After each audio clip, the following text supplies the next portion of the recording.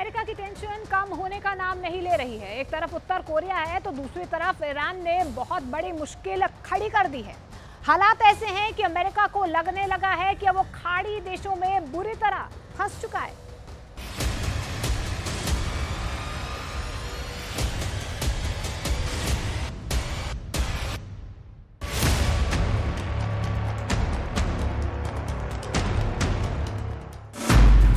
America और Iran के बीच तनाव का नया अध्याय शुरू हो चुका है। अमेरिका और ईरान के बीच दुश्मनी अब एक नए लेवल पर पहुंचने वाली है। कह सकते हैं कि अमेरिका और ईरान की दुश्मनी का 2024 वाला मॉडल तैयार हो चुका है। फारस की खाड़ी में इस वक्त तनाव बहुत ज्यादा है, क्योंकि ईरान ने जो दावा किया है उसके बाद पश्चिमी देशों के साथ ईरान की दुश्मनी अब डबल हो सकती है। ईरान ने 2 विदेशी तेल टैंकरों को अपने कब्जे में कर लिया है। इनमें 15 लाख लीटर तेल भरा है। दोनों तेल टैंकर स्टीवन और क्राउन ये पनामा और तंजानिया के झंडों के साथ ऑपरेट कर रहे थे। लेकिन तेल किसका है और किस देश तेल ले जाया जा रहा है, इसके बारे में ईरान का दावा है कि ये तेल तस्करी करके ले जाया जा रहा था। इस खबर से ईरान और पश्चिमी देशों, खासकर अमेरिका और नाटो से तनाव इसलिए फैलेगा क्योंकि फारस की खाड़ी में ईरान की नौसेना अब पूरे दबदबे के साथ ऑपरेट कर रही है। अमेरिका इसे ईरान की दादागिरी कहता है। ईरान कहता है कि अमेरिका उसके इलाके में दखल दे रहा है। कुल मिलाकर ईरान बनाम अमेरिका का ये ऐसा 100 डिग्री वाला तापमान है जिसकी वजह से पूरा पश्चिम एशिया उबाल खा रहा है। इसके पहले अमेरिका दावा कर चुका है कि फारस की खाड़ी में ईरान के ऐसे ही 2 हमलों को नाकाम कर चुका है। ये ब्लैक एंड व्हाइट वीडियो है। इस वीडियो को एक ड्रोन ने रिकॉर्ड किया है। इस वीडियो में ईरान और अमेरिका के बीच दुश्मनी को समझा जा सकता है। इस वीडियो में तेल का एक बड़ा टैंकर है। पहले इस जहाज के पीछे 2 फास्ट बोट आती हैं, उसका पीछा करती हैं। फिर अचानक इन फास्ट बोट्स की तादाद 10 हो जाती है। गिन लीजिए, 1 2 3 4 5 6 7 8 9 और आगे से इस शिप को घेरने की कोशिश करने वाली ये 10वीं फास्ट बोट। ये ईरान के रिवॉल्यूशनरी गार्ड्स की फास्ट बोट है और ये फारस की खाड़ी में ऐसे ही एक्टिव रहती हैं। ईरान पर जब भी अमेरिका का दबाव बढ़ता है, वो प्रेशर का जवाब इस समुद्री इलाके में डबल प्रेशर से देता है और फिर टारगेट पर वो जहाज होते हैं जो अमेरिका से किसी भी नाते से जुड़े हुए हो। इस इलाके में ऐसा होता रहता है, ऐसा आए दिन होता रहता है। ईरान अपने समंदर में दखल बर्दाश्त नहीं करता और फौरन कार्रवाई करता है। जब भी कोई शिप उसके हिस्से वाले समंदर में दाखिल होता है तो ईरान फास्ट बोट से लेकर हेलीकॉप्टर तक तैनात करता है। अगर कमांडो एक्शन की नौबत आए तो ईरान उससे भी पीछे नहीं हटता। यही वजह है कि अब ईरान की कार्रवाई को अमेरिका के लिए बड़ी धमकी के तौर पर देखा जा रहा है। अमेरिका की नौसेना दुनिया के इस हिस्से में बहुत सक्रिय है और उसका आए दिन ईरान की नेवी से भी इनकाउंटर होता रहता है। अमेरिका ने अपनी नौसेना को पर्शियन गल्फ के इलाके में तैनात किया हुआ है और यहाँ उसके कई जंगी जहाज कतर और संयुक्त अरब अमीरात के बेस की तरफ आते जाते रहते हैं।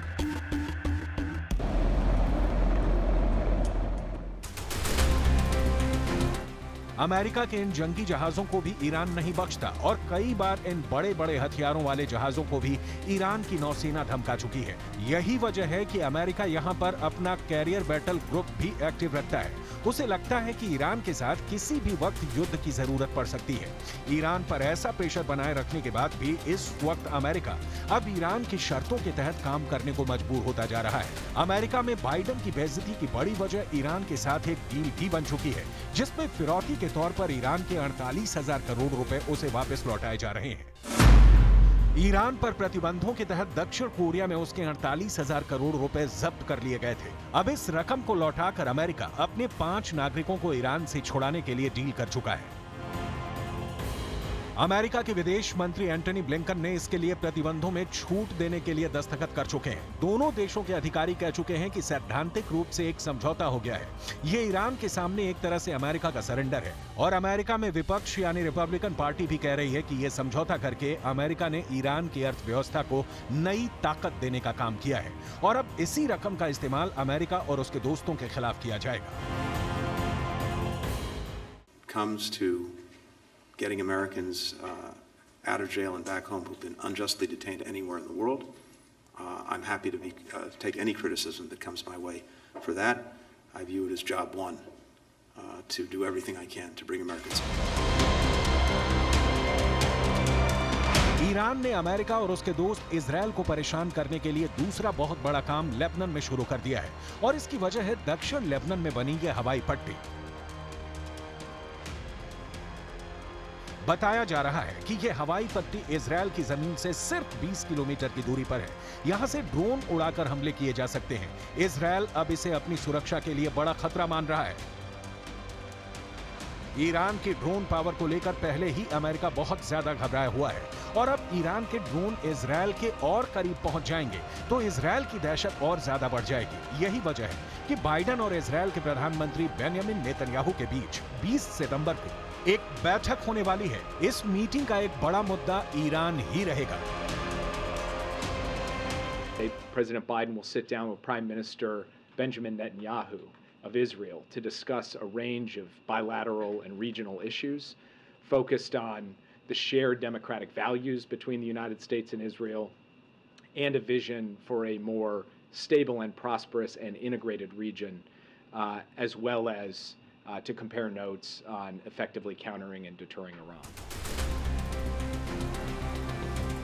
वहीं ईरान में सुरक्षा एजेंसियों से जुड़े विशेषज्ञों का दावा है कि अमेरिका और उसके दोस्तों की मदद से इस वक्त 3 देशों में उसके खिलाफ साजिश रची जा रही है और वहां आतंकवादियों को ईरान के खिलाफ एक्टिव कर दिया गया है। इसमें यूरोप का देश अल्बानिया है, इसमें इराक शामिल है और इसमें पाकिस्तान का वो इलाका भी है जिससे ईरान की सरहद लगती है। इन तीनों देशों में ईरान के खिलाफ आतंकवादियों को मदद तेज कर दी गई है। معلومات اطلاعاتی ما به ما میگه که در آمریکا یک مجموعه ای رو درست کرده است دولت آمریکا. اسم این مجموعه گروه بحران است. گروه بحران کارش چیه؟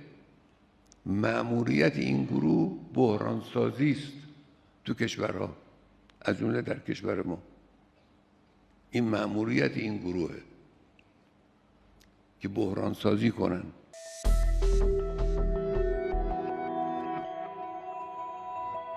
ये अयातुल्ला अली खामनेई हैं, जो ईरान के सुप्रीम लीडर हैं। विदेश मामलों से लेकर संचार और रक्षा से जुड़े सभी मुद्दे खामनेई के तहत आते हैं। राष्ट्रपति ईरान का कोई भी हो, यहां सिक्का सिर्फ और सिर्फ सुप्रीम लीडर का चलता है और ऐसा ईरान में 1979 की क्रांति से चला आ रहा है, जब अमेरिका के समर्थन वाली शाह की हुकूमत को ईरान के लोगों ने उखाड़ फेंका था। तब से ईरान अमेरिका और इजरायल को अपना सबसे बड़ा दुश्मन मानता आया है।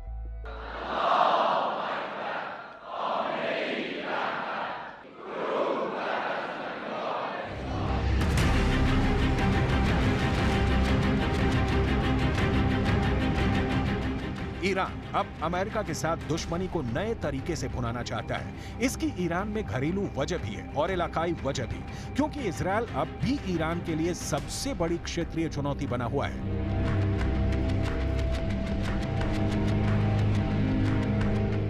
पश्चिम एशिया में अब ईरान के 2 बड़े दुश्मन हैं। इनमें पहला नंबर अमेरिका का है और दूसरा इजरायल है, जिन्हें ईरान और सऊदी अरब की दोस्ती से बड़ा शौक लगा है। گروه بحران سازی است تو کشورها، از جمله در کشور ما. این مأموریت این گروهه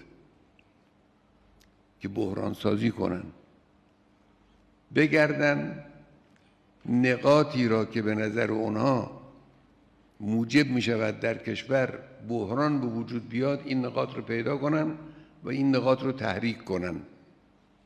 این مأموریت این گروه بحران آمریکا. ईरान अब अमेरिका को इस इलाके में बर्दाश्त नहीं करना चाहता, क्योंकि उसे लगता है कि अमेरिका खाड़ी के आसपास अपने अड्डों से उस पर नजर रखता है और वो कभी भी ईरान के न्यूक्लियर अड्डों पर हमला कर सकता है। ऐसा इसलिए क्योंकि खाड़ी देशों में अमेरिका के जितने भी अड्डे हैं, वहां उसके बहुत ही खतरनाक हथियार तैनात रहते हैं। यहाँ अमेरिका का F-16 भी है, F-15 भी है, F-18 भी तैनात है और मौके मौके पर F-22 और F-35 जैसे स्टेल्थ फाइटर भी अमेरिका यहाँ तैनात करता रहता है। इसमें ईरान के लिए सबसे बड़ा खतरा है कतर का अल उदैद एयरबेस, जो पूरे पश्चिम एशिया में अमेरिका का सबसे बड़ा मिलिट्री बेस है। यहाँ अमेरिका के अलावा ब्रिटेन की रॉयल एयरफोर्स भी तैनात है। दोनों देशों के यहाँ करीब 150 फाइटर जेट और बाकी विमान और ड्रोन तैनात रहते हैं। यहीं से अमेरिका पूरे पश्चिम एशिया पर नजर रखता है। अमेरिका की ऐसी ताकत का ईरान सीधे सीधे मुकाबला नहीं कर सकता, लेकिन अब वो अपनी ड्रोन वाली ताकत दिखाकर खाड़ी के इलाकों में अमेरिका को चैलेंज कर रहा है। दरअसल ईरान की समुद्री सीमा के करीब स्ट्रेट ऑफ हॉर्मूज का इलाका है। 2019 के बाद से शिपिंग लेन को लेकर अमेरिका और ईरान के बीच काफी तनाव बढ़ा है और अब यहाँ अमेरिका और ईरान का आमना सामना करीब करीब रोज की बात है। ईरान की कमांडो टुकड़ियां अमेरिका और यूरोप के जहाजों को लेकर बहुत मुस्तैद रहती हैं और जब भी किसी को अपने इलाके में देखते हैं तो हर तरह के ऑपरेशन लॉन्च करने के लिए तैयार रहते हैं। इसीलिए इजराइल से पहले उसने अमेरिका के फौजी अड्डों को अपने टारगेट पर ले लिया है। अब ऐसा क्यों है, उसे समझिए। ईरान के आसपास अमेरिकी सेना के कई मिलिट्री बेस हैं और इनमें कुल 40,000 से ज्यादा अमेरिकी सैनिक तैनात हैं। इसमें कुवैत में 10 सैन्य अड्डे हैं और यहाँ अमेरिका के 13,000 से ज्यादा सैनिक हैं। बहरीन में अमेरिका ने 12 अड्डे बनाए हैं और यहाँ उसके 3,700 से ज्यादा फौजी तैनात हैं। सऊदी अरब में अमेरिका के 10 मिलिट्री बेस हैं और यहाँ 3,000 अमेरिकी सैनिक तैनात हैं।